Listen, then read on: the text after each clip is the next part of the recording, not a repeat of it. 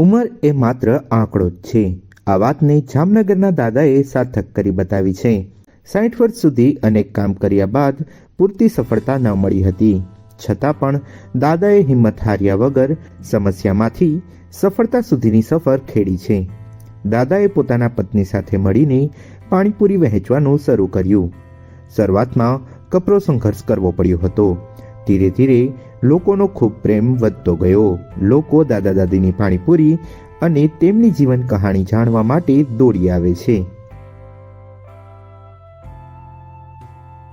પ્રેમજી બામણિયા છે અને આજે પેલા અમે બરોડામાં હતા, ફરસાણનું કરતા હતા 22-23 વર્ષ પછી ત્યાંથી થોડાક આ બાજુ ધંધા પાણી મોડા હતા એટલે પછી ત્યાં ભાગી આવ્યા છે અને આ 1.5-2 મહિના પેલા નાસ્તાનું કર્યું હતું, નાસ્તાનું સક્સેસ ન થયું અને આમાં પાણીપુરીનું ચાલુ કર્યું તો આજે 1.5 કે 2 મહિના જેવું થયું। દિવાળીમાં ઉદ્ઘાટન કર્યું છે, હવે ધીમે ધીમે ચાલે છે અને આ બધાને માણસને નવીન જોઈને બધા આવે છે અને સારી ચોખ્ખાઈ, સારું વસ્તુ બધું મળે અને ઘરે દાદા દાદી પાણીપુરી વાળા એમ કરીને આવે છે બધા કે અમે તમારું ઇન્સ્ટાગ્રામ જોયું છે।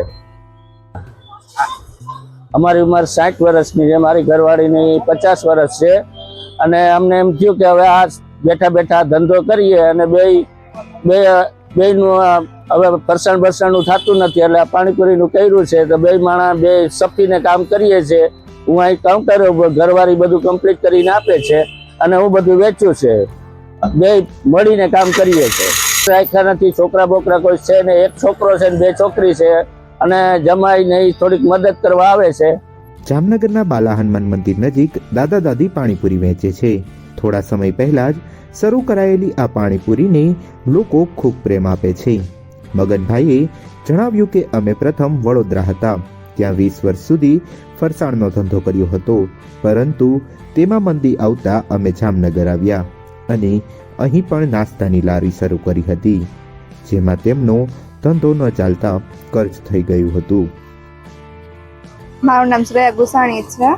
કાકાની પાણીપુરી સારી છે, બધા કરતા વ્યવસ્થિત આપે છે અને પાણી બધી વ્યવસ્થા સારી છે આપવાની। હાઈજી બે ઉંમરવાળા છે પણ તોય સારી વ્યવસ્થિત બધી પાણીપુરી આપે છે અને સ્વચ્છતા પણ એની એટલી છે, અહીંયા પાણી દેવા બધી વસ્તુ રાખવાની બધી। દાદા હવે પોતાના પત્નીના સહકારથી પાણીપુરી વહેંચે છે। તેમના પત્ની મસાલો તૈયાર કરી આપે છે અને દાદા પાણીપુરી બનાવે છે। લારીમાં ઓટોમેટિક પાણીની વ્યવસ્થા જે આકર્ષણનું કેન્દ્ર છે। લોકોના હાઇજીનને ધ્યાનમાં રાખીને પાણીપુરી ખાવા માટે અહીં આવે છે।